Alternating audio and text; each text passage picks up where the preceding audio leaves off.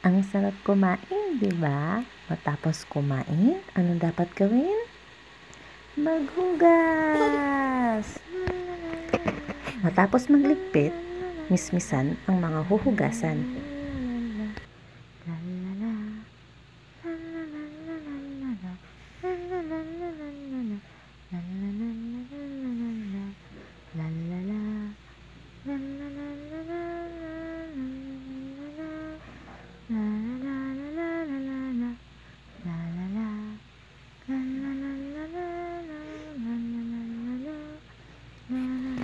Matapos ay sabunan at kuskusing maigi ang mga huhugasan. Unahin ang baso, sunod ang mga kutsara, tinidor, sandok, tapos ang mga platito, mangkok, sunod ang plato, at ang mga kaldero at iba pang pinaglutuan.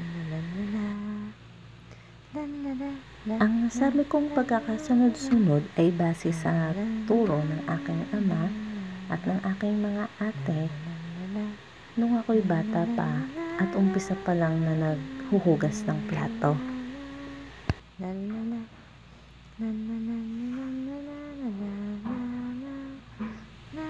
Matapos ay maaari ng balnawan ang mga nasabunan ayon sa pagkakasunod-sunod.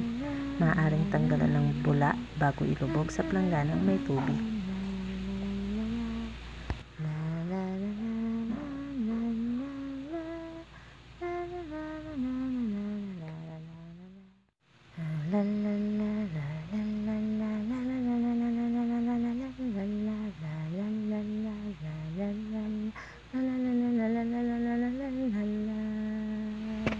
Hola! Tapos na! See you next video.